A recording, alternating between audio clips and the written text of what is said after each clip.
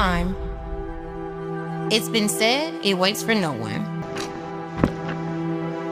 that you can't outrun it. Sha'Carri Richardson, among track and field's most dynamic stars, is creating a stir away from the track. Famed for her incredible sprinting force, Richardson has captivated the public's attention. Now she is making a significant move past the finish line, joining the women-centric athletic startup Athlos as a founding owner-advisor.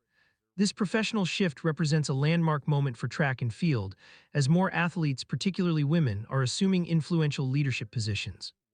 This audacious step in her career occurs at a crucial time for the sport. The world of track is experiencing major transformations, with new leagues like Athlos appearing to contest conventional structures, even as other ventures such as Grand Slam track face difficulties. Sha'Carri Richardson's participation with Athlos indicates a larger trend of athletes seizing control of their own legacies and molding the sport's future. Richardson's evolution from competitor to owner-advisor signifies a monumental change in our perception of athletes and their responsibilities beyond the track. For many years, Richardson has been a top sprinter, gaining notoriety for her intense competitive spirit and remarkable performances, all while capturing attention with her distinct personality. Her choice to assume a leadership position at Athlos puts her in a new and powerful position. Rather than simply competing, Richardson is now influencing the evolution of track and field. She partners with Alexis Ohanian, Reddit's co-founder and a proponent of women's sports, in an enterprise set to redefine the landscape of competitive athletics. Athlos debuted in 2024 with a single event featuring female track and field competitors after the Paris Olympics. The startup gained notice for its athlete-focused model, which highlights women's sports, offers substantial prize funds, and secures elite sponsorships. The league incorporated a field event in 2025 and readied itself for a multi-meet structure by 2026. Richardson's appointment gives Athlos the star power and expertise it needs to be competitive. She offers her stellar resume alongside a deep sense of duty to the sport's future. As an owner-advisor, Richardson will impact major decisions, helping to steer Athlos's path as it expands. Fundamentally, Athlos is more than simply another athletics league. The startup embodies a courageous new vision for the sport, one that puts athletes first, especially women, and strives to build sustainable industry growth. Established by Alexis Ohanian, a long-standing champion for women's sports, the league has created a buzz by placing female athletes in the spotlight, providing high-stakes competitions and significant financial rewards. This is a stark contrast to the male-centric nature of conventional athletics leagues, where female athletes frequently encounter hurdles with sponsorships, media exposure, and pay equity. During its debut 2024 season, Athlos garnered considerable attention, as over 3 million viewers watched the event.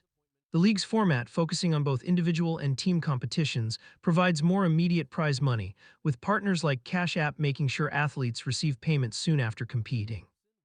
By offering athletes a share in the league's success and guaranteeing fair compensation for their abilities, Athlos has established a new benchmark for how professional athletics ought to be run. Richardson's position at Athlos arrives as professional track and field is in a state of flux. While established events like the Diamond League are still dominant, emerging startups are presenting thrilling new formats. While Grand Slam track has faced challenges, including late payments to athletes and a shortened first season, Athlos has thrived due to its athlete-first philosophy and support from prominent figures like Ohanian. The league's ongoing expansion and growth mirror the rising interest in women's sports and the appetite for new, creative formats in track and field. Athlos is in a position to present something completely fresh to fans, competitors, and sponsors. The addition of field events, the shift to a multi-meet schedule, and the creation of a team-based league all prepare the ground for a prosperous athletics community in the coming years. Athlos's distinct model is built on the principle that athletes deserve greater command over their careers, their income, and their sport. Richardson is now actively involved in molding the league's functions. This signals a change in how athletes interact with their sport. No longer just passive players in a broader structure, athletes are embracing entrepreneurial roles that empower them to shape the league's direction, its competitions, and its connections with fans and sponsors. Richardson's move to an owner-advisor role reflects wider trends in sports, where athletes are more frequently becoming entrepreneurs. Athletes such as LeBron James, Serena Williams, and Naomi Osaka have demonstrated that it is possible to use one's platform and athletic success to build enduring influence in other fields, like business, media, and charitable work. Richardson, with her extensive fan base and clear influence, is now ready to use her voice in a similar way to guide the future of track and field. For Athlos, this alliance is mutually beneficial. Richardson lends credibility and star power to the startup, boosting its profile and fan appeal. She also contributes valuable insights into the needs and wishes of athletes, having dealt with the intricacies of sponsorships, media focus, and the high-stakes pressure of top-level performance. Her experience as a competitor will shape decisions on competition formats, athlete pay, and the league's overall strategy. In spite of its progress, Athlos confronts considerable challenges as it navigates the swiftly evolving athletics world. The competition is intense, with established entities like the Diamond League and the World Athletics Ultimate Championship gaining ground. Meanwhile, the struggles of other startups like Grand Slam Track underscore the difficulty of sustaining new ventures in professional sports. A major obstacle for Athlos is ensuring financial stability during its expansion. The league has been successful in attracting major sponsors like Toyota, Tiffany & Co., and Cash App, but its long-term viability will depend on continuing to draw and keep sponsors. Furthermore, as the league transitions to a team-based, multi-meet format, it must strike a balance between the thrill of new events and the logistical demands of managing a sports league. Richardson's role will be vital in helping Athlos meet these challenges. Her understanding of the athlete's perspective, paired with her developing business sense, makes her a priceless asset for the startup. If Athlos can keep attracting elite athletes, lock in sustainable sponsorship agreements, and remain dedicated to its athlete-centric mission, it holds the potential to become a dominant force in track and field. Sha'Carri Richardson's move to Athlos is a pivotal moment for her career and for the future of the sport. In shifting from a renowned athlete to a powerful leader, she is helping to reshape the definition of what it means to be a modern athlete. As the track and field landscape undergoes major changes with new leagues and formats, Richardson is perfectly placed to help steer Athlos through this evolution and influence the sport's future. Supported by visionary entrepreneurs such as Alexis Ohanian, Athlos seems destined for ongoing success and growth. The league's focus on athletes, particularly women, alongside its fresh take on competition and sponsorship, could reshape the world of track and field for many years. As Richardson assumes her new role as an owner-advisor, she is not only crafting her own legacy, but also helping to construct one for the next generation of competitors. The future of track and field looks bright, and with leaders like Sha'Carri Richardson at the helm, the sport is on the verge of a thrilling new chapter. And he's storming away. What a moment for Noah Lyles. He hates losing over 200 meters and he's forgotten how to. The stadium held its breath. The clock froze 19.31 seconds. Noah Lyles thundered across the line, eyes lifted to the sky. Bolt's immortal 19.19 still stood, but only by 0.12 seconds. For years, no one dared dream it could be touched. Now a new storm was rising and the world began to wonder, is the impossible record finally within reach? Noah Lyles is one of the fastest runners in the world today. At the 2024 Paris Olympics, he won the gold medal in the men's 100 meters with a time of 9.83 seconds. The race was incredibly close. He beat Jamaica's Keshin Thompson by only 0.005 seconds, the smallest winning margin ever in an Olympic 100-meter final. Just 5 days later, Lyles ran again in the 200 meters, even though he had tested positive for COVID-19. Most athletes would have dropped out, but he decided to race. Even while sick, he finished third, winning the bronze medal behind Letsal Tebogo and Kenny Bednark. Doctors and fans were amazed that he could still perform at such a high level. Lyles' personal best time in the 100 meters is 9.79 seconds, which he ran in 2024. That is very fast, but still short of Usain Bolt's world record of 9.58 seconds set in 2009. The difference between them is only 0.21 seconds, which shows just how close Lyles is to Bolt's legendary speed. In the 200 meters, Lyles' best time is 19.31 seconds, while Bolt's record is 19.19 seconds. The gap there is even smaller, just 0.12 seconds. Before becoming a world champion in the 100 meters, Lyles was already known as the king of the 200 meters. He won 3 world titles in a row, from 2019 to 2023, something no sprinter had ever done before. Even Bolt never managed 3 straight world titles in that event. His wins came in 2009, 2013, and 2015, but not consecutively. Lyles ran his amazing 19.31-second race at the 2023 World Championships in Budapest, making it the 3rd fastest 200 meters in history, behind only Bolt's 19.19 and 19.3, both set in 2009. No one else has ever gone faster than 19.32 seconds. Earlier in 2023, Lyles also ran 19.32 seconds in Monaco, showing incredible consistency. This made him one of only two men in history, along with Bolt, to run under 19.4 seconds more than once. When comparing their careers, Bolt still holds more medals. The Jamaican legend won 8 Olympic golds across 3 Olympics, Beijing 2008, London 2012, and Rio 2016, in the 100 meters, 200 meters, and 4x100 relay. One relay gold was later taken away because of a teammate's doping case.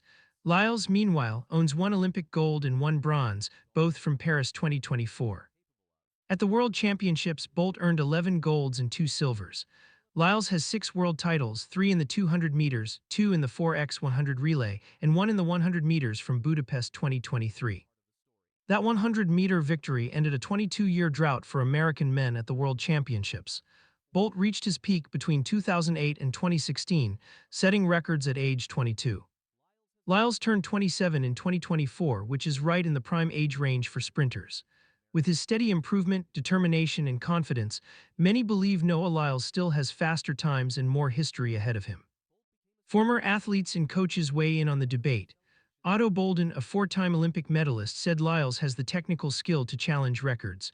Michael Johnson, who held the 200-meter record before Bolt, praised Lyles' consistency. "He's doing things we haven't seen since using," Johnson told reporters after Budapest. The statement carries weight. Johnson knows what elite sprinting requires. Lyles trains under coach Lance Brauman in Florida. The program emphasizes biomechanics and race strategy. Bolt worked with coach Glenn Mills in Jamaica. Mills focused on power and relaxation. The training philosophies differ. Results show both work. Lyles maintains form through the finish line. Bolt coasted through races and still won. The approaches reflect different strengths. Weather and track conditions can make a big difference in how fast sprinters run. When using Bolt set his world records of 9.58 seconds for the 100 meters and 19.19 seconds for the 200 meters, the weather in Berlin was almost perfect. There was a small tailwind that helped him but was still within the legal limit. For Noah Lyles, his 19.31 in Budapest had a tailwind of 0.9 meters per second, and his 9.79 in 2024 had just 0.1 meters per second. Both winds were well under the legal limit of 2 meters per second. This means his times were completely fair. If Lyles gets better weather or faster track conditions in the future, he might run even faster. Lyles is also very good at indoor racing, which is different from outdoor track. Indoors, he runs shorter races like the 60 meters, and he has already won world titles in that event. Bolt rarely raced indoors, but Lyles has shown that he can do both. Running the short indoor races helps him work on his explosive start and acceleration. That early speed helps him when he runs the 100 and 200 meters outdoors. His power in the 60 meters shows he might still have even more speed to discover. When we look at their ages, the comparison becomes interesting. Bolt had already set both of his world records by the time he was 27 years old. That was his peak. Lyles is also 27, but he is still getting faster each season. This shows that every athlete's journey is different. Thanks to better training, science, and recovery methods, sprinters today can stay in their prime longer. Experts believe Lyles might continue improving into his late 20s or even early 30s. Championship races are what separate great runners from legends. At the 2024 Paris Olympics, Lyles won the 100-meter gold by just 0.005 seconds, the smallest margin in Olympic history. Technology was needed to see who crossed first. His final lean at the finish line made the difference. Bolt, on the other hand, often won by big gaps. He ran 9.69 in Beijing, 9.63 in London, and 9.81 in Rio. Lyles wins close races, while Bolt dominated everyone. Relays tell another part of the story. Bolt helped Jamaica set the 4x100-meter world record of 36.84 seconds at the 2012 London Olympics, a record that still stands. Lyles has also helped the U.S. win relay golds at the World Championships after years of mistakes by American teams.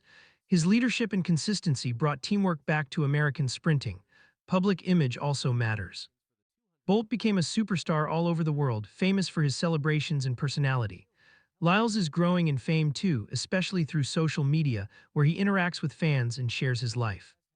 Looking ahead, Lyles plans to race at the 2028 Los Angeles Olympics. Running at home gives him extra motivation. At 31, he might still be fast enough to challenge Bolt's times. Beating Bolt's 19.19 or 9.58 will be extremely hard, but if anyone can come close, it might be Noah Lyles.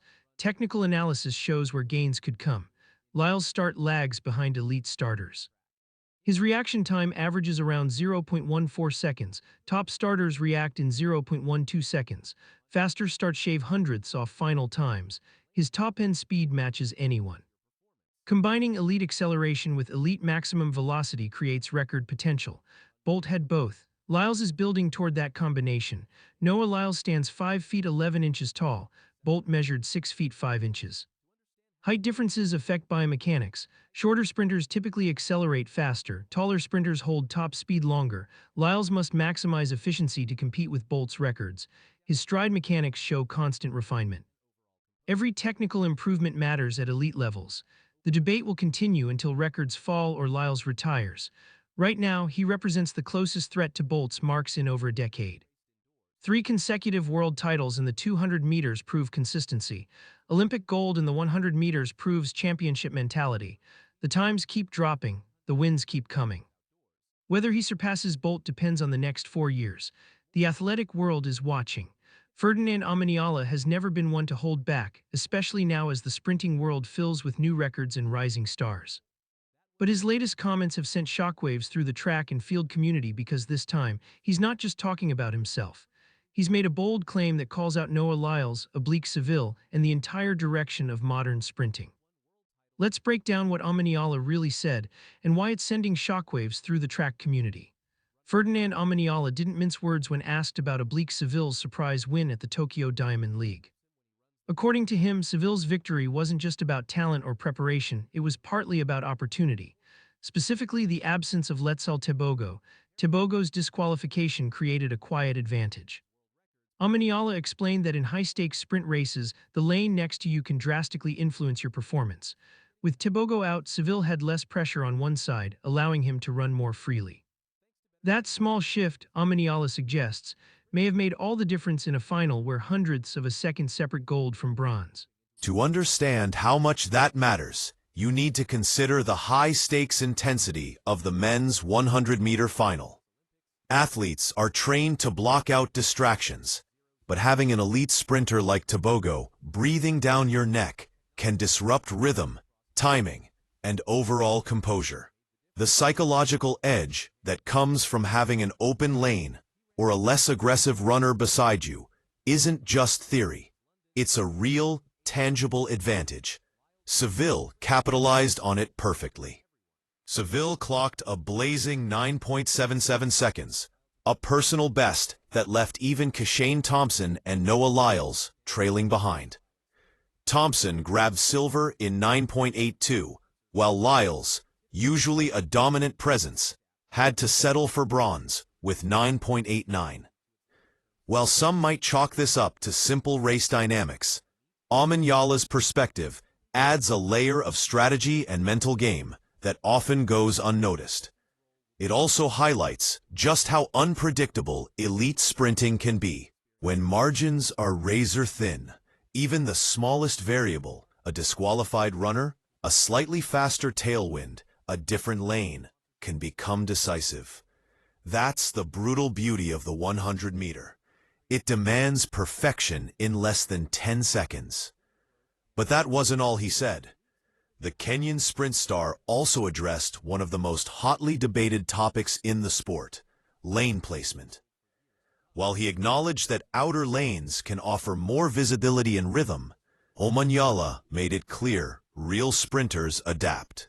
He referenced legendary moments where athletes defied lane logic.